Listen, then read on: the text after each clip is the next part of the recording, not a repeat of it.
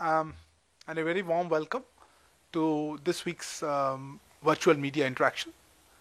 Thank you again for joining us, and I would hand over to Yatin to take us through the questions.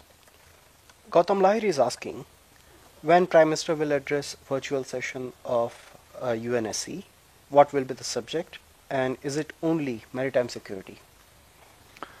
Look, as you are all aware, India is currently holding the presidency of the UN Security Council for the month of August. As part of our presidency, we are organizing signature events, as they are called, on three focus areas that we've chosen. These are maritime security, peacekeeping operations, and counter-terrorism.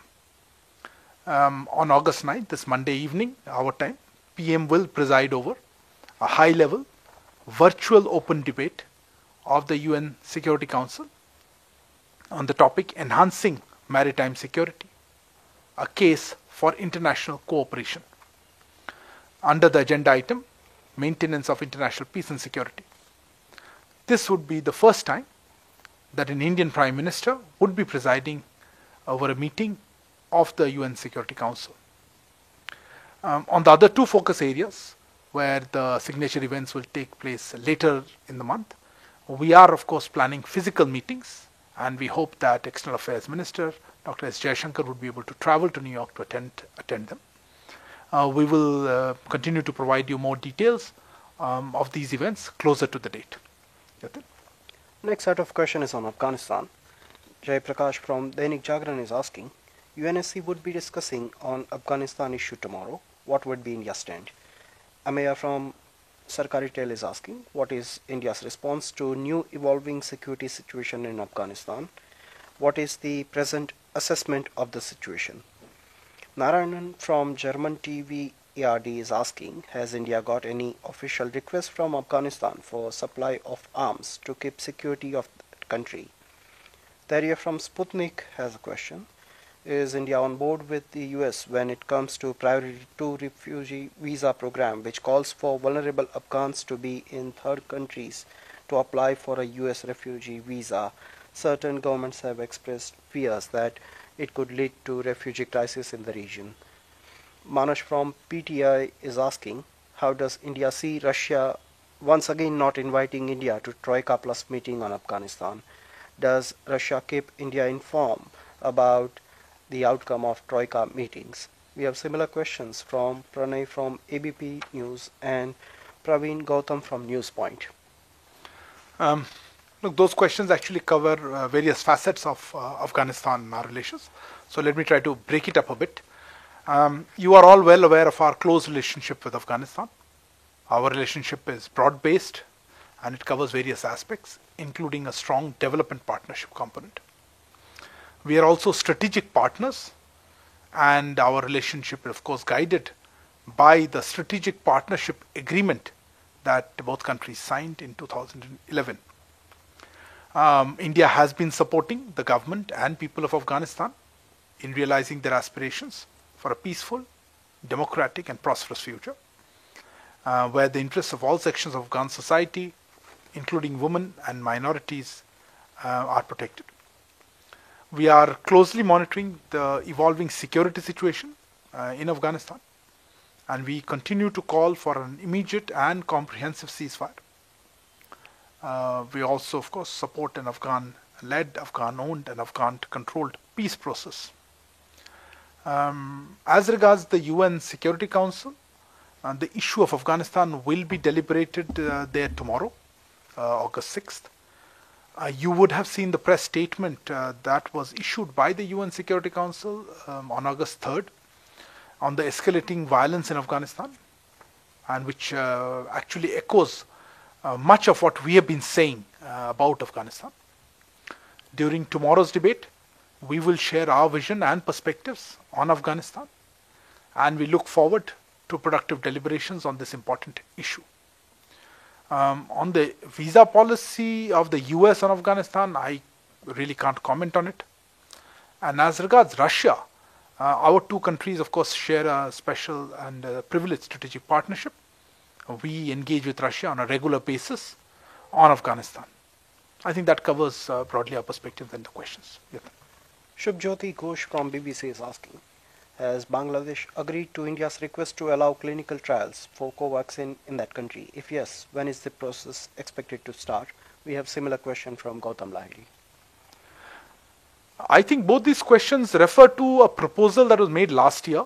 So I would refer you to the manufacturer Bharat Biotech if they have any further details on this. Gautam Lahiri is asking, EM has thanked Bangladesh Foreign Minister for accepting India's proposal to join Coalition of Disaster Resilience Infrastructure. Who are in the coalition? What will be the job of this coalition? Whether COVID pandemic is also considered as disaster. As you may recall, Prime Minister launched the Coalition for Disaster Resilient Infrastructure, CDRI as we call it, during his speech at the UN Climate Action Summit on 23rd September 2019. The objective is to promote the resilience of new and existing infrastructure systems to climate and disaster risks in support of sustainable development. Since then, CDRI has grown in membership and now has 25 countries and 7 international organizations as members. I think Bangladesh is the latest entrant. I'm not in a position to comment whether COVID would be treated as a disaster in terms of CDRI's mandate. I leave that to the CDRI itself. Gautam Lahiri is asking whether India is planning to reopen international flights to some countries, as Bangladesh civil aviation authorities agreed to Indian proposal for resuming air services, as reported by some media. Due to COVID, regular international flights remain suspended. I would actually request you to check with the Ministry of Civil Aviation regarding when this suspension could be lifted. Prashant from Asianet is asking, can you give a reaction to Al Jazeera report that India is transforming Mauritius to a military hub? We have similar question from Aishwarya from AFP. The government of Mauritius has made detailed statements on this project, including in its parliament. All these are available in the public domain. I don't have any further comment on that. Sadan from Vion is asking, former President Mahmoud Ahmadinejad has said Iran's relationship with India has far more potential than ties with China. Any reaction to that? Suman Sharma is asking, EM is attending the Iranian President-elect's swearing-in ceremony. On the sidelines, which other leaders is he expected to meet? Aishwarya from AFP is also asking similar question. I would not like to comment on such media reports that was mentioned. Let me emphasize that India and Iran enjoy historical and cultural ties. We have been moving ahead with the various new initiatives, including on connectivity, as you know, such as Jawahar Port. EM is, the External Affairs Minister, is currently in Tehran to represent India at the swearing-in ceremony of President-elect Raisi. We will keep you updated of his engagements there. Daria from Sputnik has a question. Pakistan claims that India denied 5 journalists the permission to travel to Pakistan-occupied Kashmir. A comment on this would be much appreciated. I am not sure how to respond. I think Pakistan itself is not aware that they are the ones who shut down the crossover via the Atari Wagah integrated checkpost. I understand that a request was made earlier, only this Monday actually, regarding crossover by some foreign journalists based in New Delhi. But this could not take place due to that crossing being closed by Pakistan some time ago. I don't know any other element of this. Siddhant from Vion is asking, what is your reaction to daylight ransacking of Hindu temple in Pakistan? Pranay from AVP News is asking, Pakistan में एक बार फिर मंदिर में तोड़फोड़ की घटना सामने आई है। पाकिस्तान के रहीम यार खान इलाके में गणेश मंदिर में उन्मादी भीड़ द्वारा की गई तोड़फोड़ और अल्पसंख्यक हिंदू समुदाय के लोगों के खिलाफ की गई हिंसा की घटना पर भारत सरकार की क्या प्रतिक्रिया है? क्या धार्मिक असहिष्णुता के मामले को आधिकारिक तौर पर भी पाकिस्तान सरकार के साथ उठाया गया है? We have similar question from Shrinjoy from Times Now. Ranjana from UNI is asking, Pakistan invited a team from Independent Permanent Human Rights Commission of OIC to visit Pakistan occupied Kashmir and has commented on human rights situation in Union Territory of Jammu and Kashmir. Any comment to that? Look, we've seen reports on this, and I have a statement to make on this. We have seen disturbing reports on social media of a violent mob attack on a Ganesh temple in Rahim Yar Khan in Punjab province of Pakistan. The mob attacked the temple, desecrated the holy idols, and set fire to the premises. In addition to attacking the temple, the mob also attacked surrounding houses belonging to the Hindu community. Incidents of violence, discrimination, and persecution against minority communities, including attacks on places of worship, have continued unabated in Pakistan. Within the last year itself, various temples and gurdwaras have been attacked, including the Mata Rani Bhatiyani Mandir in Sindh in January 2020, the Gurdwara Shri Janam Sthan in January 2020, Hindu temple in Karak in Khyber Pakhtunkhwa in December 2020. These incidents are occurring at an alarming rate, while the state and security institutions in Pakistan have stood by idly and completely failed in preventing these attacks on the minority communities and their places of worship.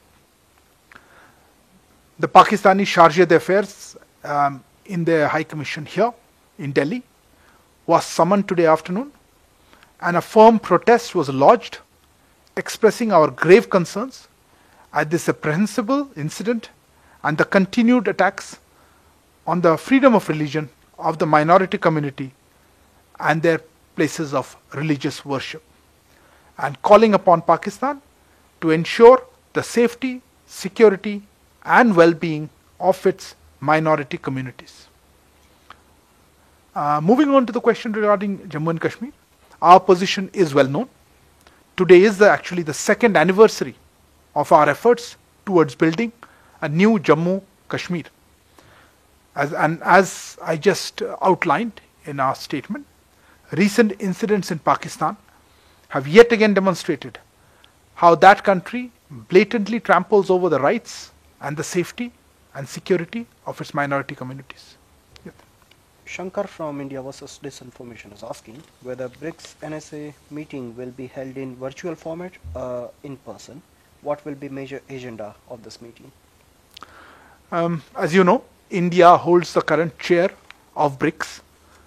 The next meeting of the Brics National Security Advisors, the NSAs, will be held later this month on August 24. This will be in a virtual format. The agenda of the meeting is in line with the overall priorities chosen by India for its chairship of Brics this year, including counter-terrorism cooperation and international peace and security. Srinjoy from Times Now is asking, any news on extradition of Nirav Modi, Mehul Choksi and Vijay Mallya? I don't have any particular update this week. We continue to monitor all these cases, and our resolve to get these people back to India to face justice remains as strong as ever. Daria from Sputnik is asking, would there also be a comment to India Out campaign that has been ongoing in Maldives since last month? The ruling Maldivian Democratic Party has condemned the disparaging remarks against Indian diplomats. How would you like to react to that? I recall that the Maldives Foreign Ministry as well as the Maldivian Democratic Party issued statements in this regard last month. Let me emphasize that our relations with Maldives are close, cordial and multidimensional. Maldives Foreign Minister was in India in late July prior to assuming his role as the next President of the UN General Assembly. India remains committed to deepening its traditionally friendly relationship with Maldives. Elizabeth from Live Mint has asked, ASEAN has announced a special envoy for Myanmar. What is India's reaction to that? As you know, a special envoy was appointed. Announcement was made yesterday. India welcomes the appointment of His Excellency Eriwan Yusof, Second Minister of Foreign Affairs of Brunei Darussalam as a special envoy of the ASEAN chair on Myanmar. As Myanmar's close neighbor, India will continue to support the restoration of the democratic process in that country. Siddhan from Vion is asking, Indian student was found dead in Tianjin Foreign Studies University. Any details on this? Similar question from Sandhya Sharma from ET. We are aware of this unfortunate development and our condolences to the family members. Our embassy in Beijing is in touch with the university and with local authorities, and an official from the embassy is currently in Tianjin to provide necessary assistance. Local authorities there are investigating the circumstances of the demise of the student. The embassy as well as the Ministry of External Affairs are in regular touch with the family of the deceased student here in India. Our efforts are to bring back the mortal remains of the deceased student as quickly as possible to India. Srinjoy from Times Now is asking, there was a progress in Ladakh. When is the pullback happening?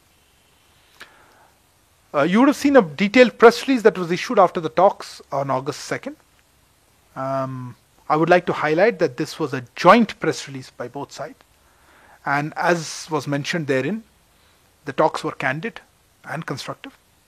Both sides agreed to resolve the remaining issues in an expeditious manner in accordance with existing agreements and protocols, and maintain the momentum of dialogue and negotiations.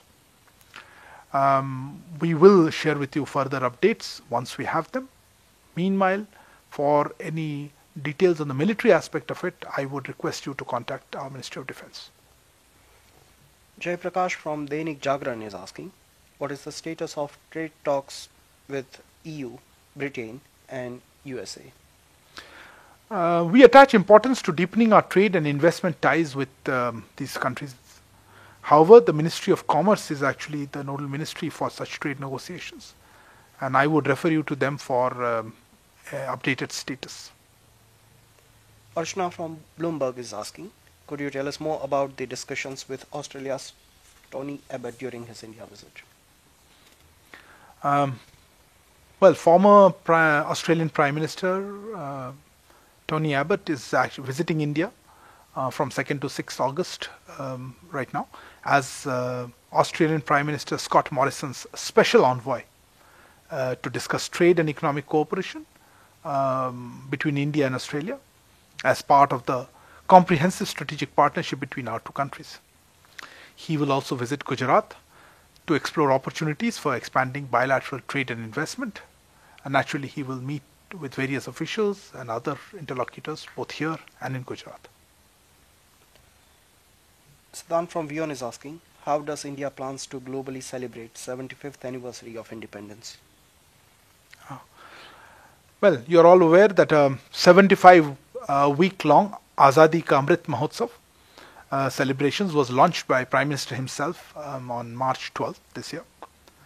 As part of this celebrations, our embassies abroad have been organizing numerous events to showcase this special anniversary of our nation.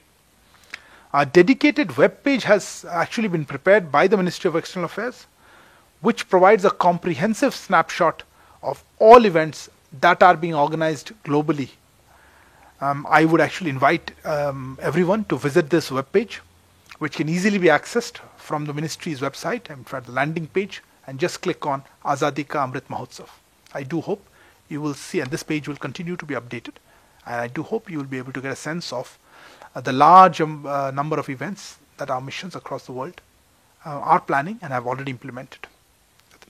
I have no further questions, sir. Thank you. That brings us to the end of this special media briefing. Good evening.